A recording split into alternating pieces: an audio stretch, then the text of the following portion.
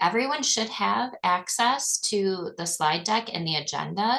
Liberty is on the back end of things helping us out today. She will be manning the chat. If there are logistical questions or access questions, she will take care of those if you can interact within the chat. So just a few things we kind of wanted to start off with to share with the network. We really took some time to look through your feedback from our first meeting together, and I think you will find quite a few shifts in facilitation that will make today much more smooth and easier to navigate conversations and access tools. One of those pieces is that we added a slide deck for the presentation component. And you will see the agenda as you have that opened up mimics the slide deck exactly. So the slides have our presentation materials. The agenda has a link to anything that we mention throughout the day. So when you come back to access resources, you'll just need to look at the agenda. You won't have to click through all of our slides to try to find that resource. It should be pretty easily accessible.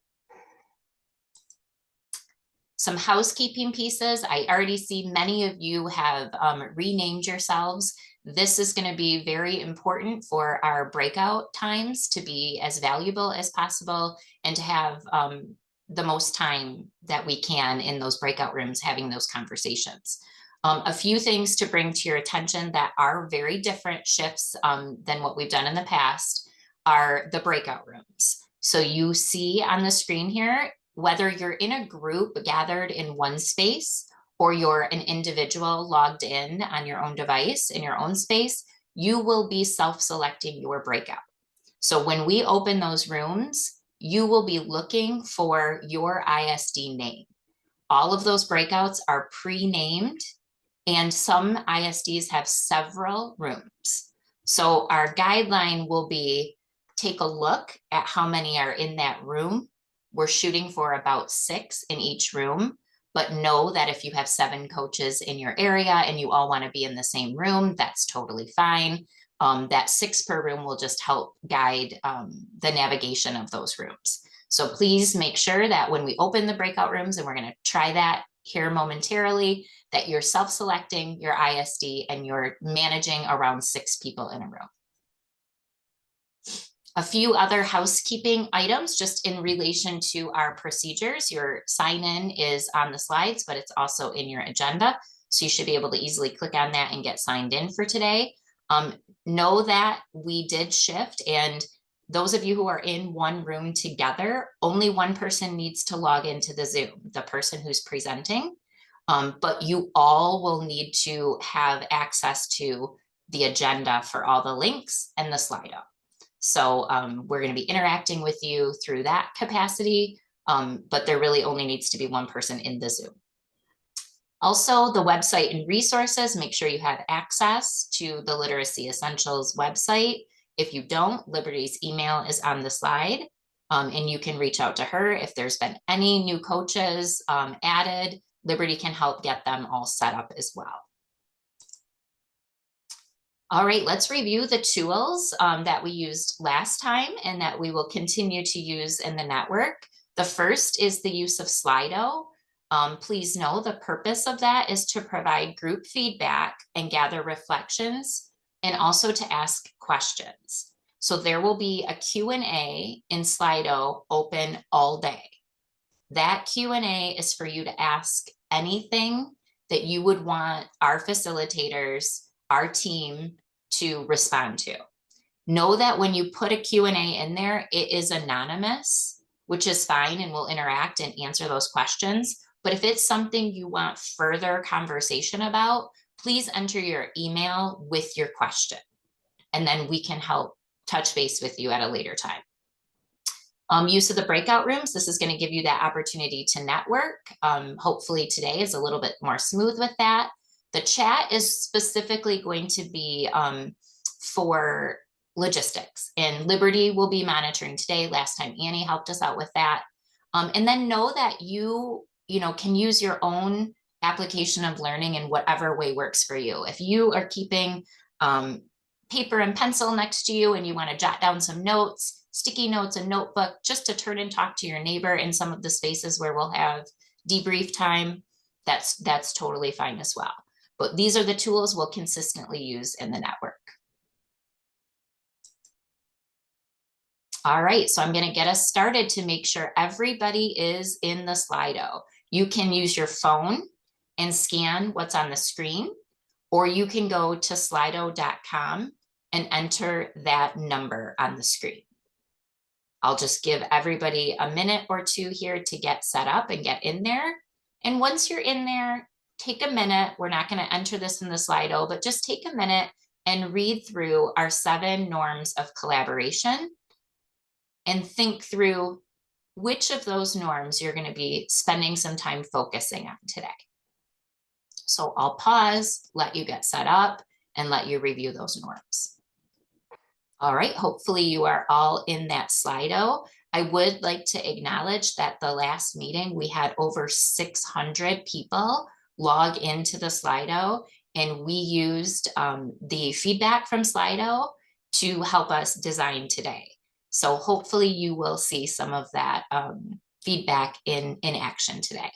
I will just draw attention to the norm of collaboration that is paying attention to self and others. When you're in those breakout rooms, we may have some limited time. So there may be 10 minutes, and depending on how many of you are in that breakout, you'll want to be aware of sharing the space and making sure everyone gets an opportunity to contribute. If you're in a larger room and a turn and talk format works better, feel free to adapt and make it work for you. All right, you are familiar with these 4 words that we're trying to use across both the early literacy and early math work, and events, routines, roles, and tools. And I'm going to be spending a little bit of time with you this morning, focusing on what this looks like in the context of our literacy coaching work. So to get us going with that, we're going to do an engagement activity around routines. So I want you to think, before I put you into a breakout, take a minute and think about a routine in your work that has been effective for you. So this may be something you're doing with your coaching work, with a specific teacher, with a team of teachers.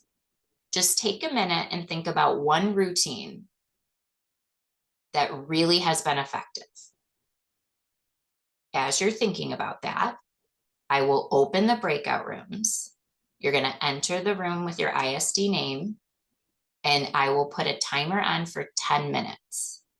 So know that if in your space you have 6 people, you're going to want to let everybody talk for a minute to 2 minutes.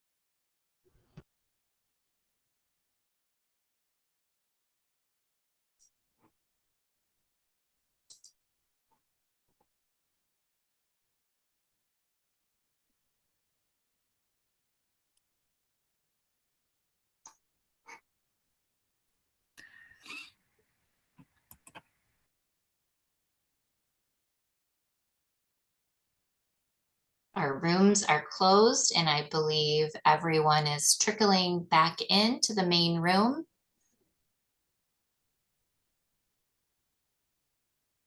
Hopefully you got some time to connect with your colleagues this morning around the idea of what routines are effective. Maybe you got a few ideas from each other, and you got a chance to practice the going in and out of the breakouts.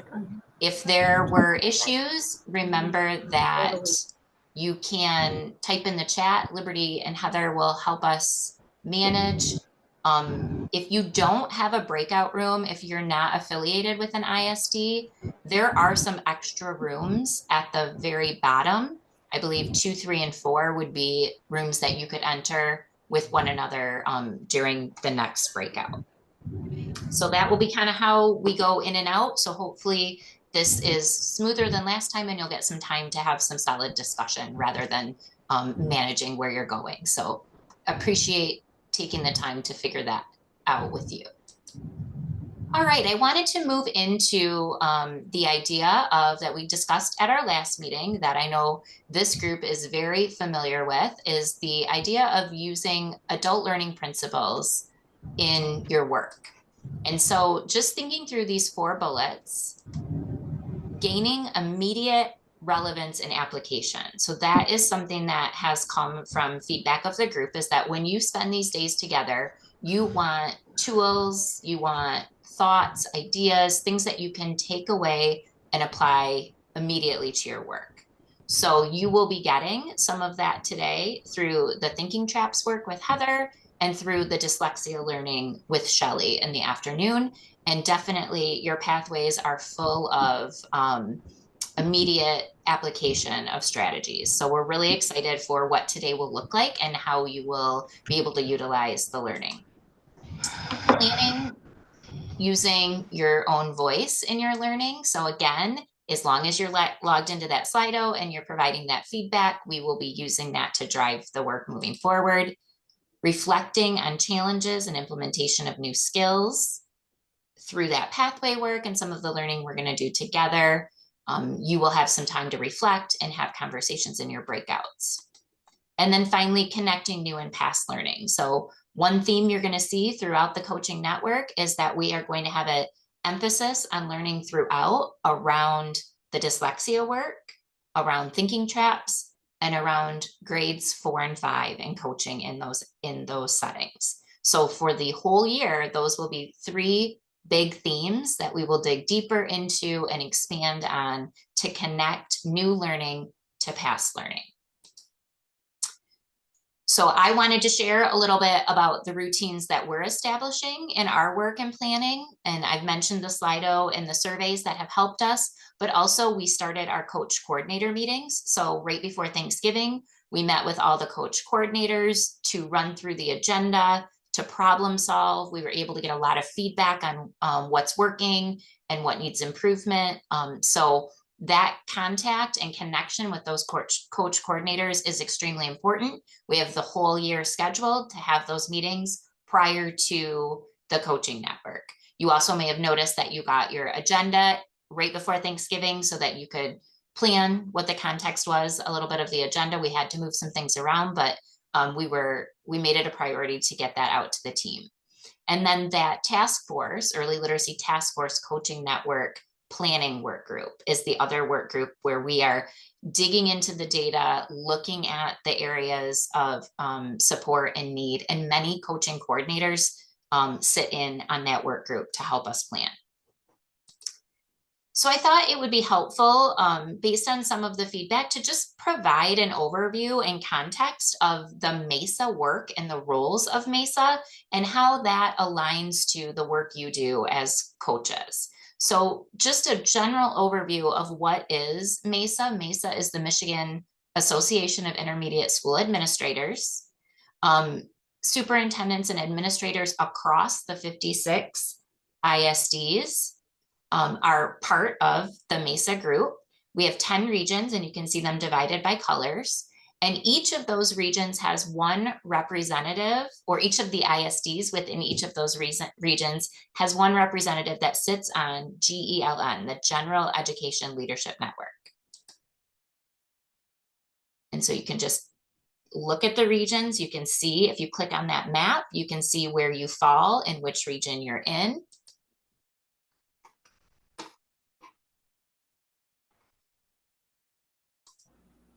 I'm gonna get back to my slides real quick. These are the 3 big task force. There are more task force that are part of GELN, But for our learning and understanding around instructional practices, these are the three main task force that came out of GELN. So these were developed by that Gen Ed Leadership Network, the Early Math Task Force, the Early Literacy Task Force, and then that Disciplinary Literacy Task Force. The two on the top in regards to early literacy and early math are funded through grants that are supported by MESA. MESA is the facilitator and employs the people who help support the implementation of those grants. This is the makeup of the early literacy task force by region.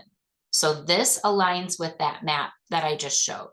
You can see that we don't necessarily have an equitable representation across the state. And so part of what we're doing as a task force with GELN is looking at evening out and pulling in some underrepresented areas. So there were some questions after our last meeting in regards to how do I get on the task force? Is that something that, you know, anybody can apply for? So I did include up here, there's a link, it's also on your agenda, about the GELN bylaw in regards to task force membership. So that all goes through the Gen Ed leader who sits on GELN. And right now we're not accepting additional applications. We will be reviewing which regions may need more representation and reaching out for applications to those specific regions in the spring. But I wanted to make sure that as you are a coach and you think through, coaches and coordinators, think through who's my person on task force, that you could take a look at this and say, okay, in region 2, it's Shelley Gould. It's so interesting how inequitable that is. And so this would kind of give you that perspective of who your people are on that task force. That task force is kind of the in-between between Gen Ed Leadership Network and this coaching network. And so we really want to create a strong alignment in how work flows through to GELN and back to the coaching network. So if you want to dig into that further, it's in your slides. That bylaw link is in your agenda. So now thinking through 2 other areas of learning that I want to explore a little bit is the roles and the tools that MAISA has created within their system and structure. So this is just a screenshot here, but if you want to look more deeply, if you click on this ELPL roles link, which again is in your agenda, but also on the slide, you will see what the early literacy and early math team looks like at MAISA. So I know we've had different people in different roles presenting at this network, and also in some of the work you do outside of this. So within LLN, or, you know, even within some other settings in which you may have been part of the leader series or organizational practices work. So this is a nice visual for you. If you see anyone on here that has a gray box, that means they are system support that covers both math and literacy. The dark green are our literacy essentials team. And then the teal blue are the early math team. So we have several professional learning coordinators that help to organize the events across the state that you're involved in and that help work to support the implementation of the essentials. And then as far as the tools, I wanted to mention the 4 big tools that have come out of MAISA that help us again with implementation of our work. And we will explore these more deeply in the future, possibly even in some pathway work in the future. But My Coach Compass is the system. It's in pilot phase right now, in which coaches can use to track their coaching work. And it gives a lot of really good data on where coaching support is being emphasized and maybe how to help support teachers in a more intentional way. EduPass, of course, is where our modules are shifting out of Michigan Virtual into EduPass, and we've got some new courses that we're creating in there. My strategy bank is the strategy bank that feeds the MyKit portal for the continuous improvement work, but also the MyRead program, where our IRIPs, many of our ISDs are using and districts are using to populate their IRIPs. So that strategy bank work is really a focus of MESA as well. So this was just really kind of an overview to help you see the MESA structure, the task force, and then the coaching network and how it all aligns. So we're going to take a minute to take a look at our coaching network systems and structures in alignment with the 35A assurances. If you click on this link, it will take you to the assurances page, but we're going to break down those assurances in a more kind of, a context that might be more helpful for you. And then as you look at this, our Slido feedback is going to be which of these needs more attention. So pause on entering that answer into Slido. We'll look at these as a group, and then I'm going to give you a minute to kind of pause and reflect. So basically what we did here was we took the assurances and broke them into the chunks of work that are required of coaches. So in the assurances, the events that are required of coaches are the August Institute, these coach quarterly meetings, literacy coaching network professional learning. So the coaches kickoff, events like that. And then coaching intensives are a assurance that your ISD signs when they accept the funds. If we look in addition to that, the events that we've kind of layered in there in yellow are those coaching coordinator meetings and protocols. So developing that system to make these events as meaningful as possible. So now we'll shift over into routine. So a big routine that we have in our coaching network is to engage with research and researchers. Some of the other pieces that we're exploring as a team at task force and with some coach coordinator conversation are the use of a coach delivery model, routines for data collection meaning coaching cycle collection, meaning academic data collection, any routines that we have in place or that we're beginning to develop. And then the feedback routines from coordinators and the work group at task force. Roles. These roles are all specifically identified in the assurances. We must use the MDE coaching model.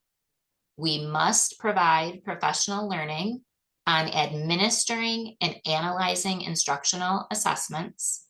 We must provide professional learning on intensifying and addressing reading deficiencies. We must provide professional learning on progress monitoring. We must provide professional learning on research-supported differentiated instruction. And now we have added supporting grades 4 and 5. So that legislation change that happened for the fall was adding in grades 4 and 5.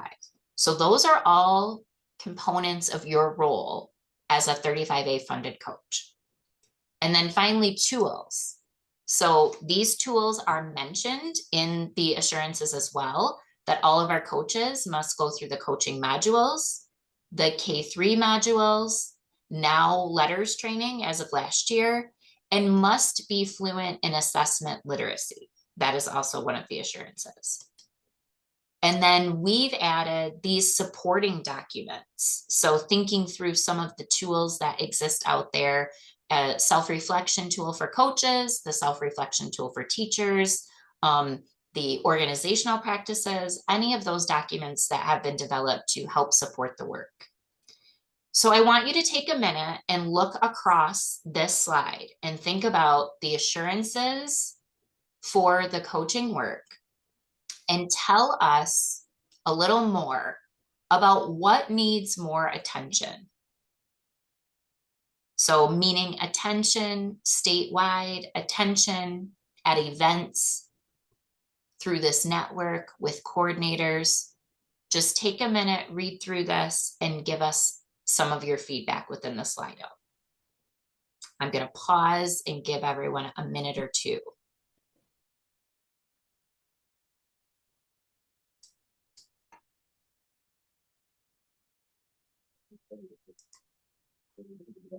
So we can take a look at what's coming in as far as responses.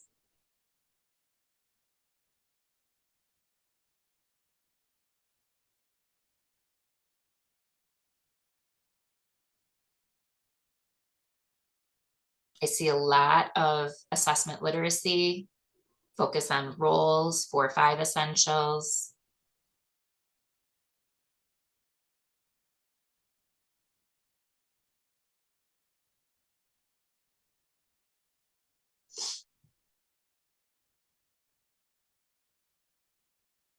All right, you keep those coming in. Feel free to continue to add. I'm gonna share one more component. I did share this at the last meeting as well, but I really think that this document could be extremely helpful when you're working with your districts or your schools to recommit or commit to the work of the essentials. So this document, as I click it open here so you can take a look at it, this encompasses all of the tools from the essentials work and gives us a commitment, what we should know, and what we should do. So you could have a good, solid conversation with a district leader or a building leader, especially if they're new to the work, by sharing this document and sitting down with them to identify what the no is and what the do is when we think about the essential instructional practices and implementation. It also gives them a quick and easy access to click on any of these links and find them, rather than searching in online or trying to access things through some of the different websites. Everything is linked right on here. So I wanted to make sure that we keep that at the forefront of our minds when we're thinking about the commitment to this work and the bigger picture.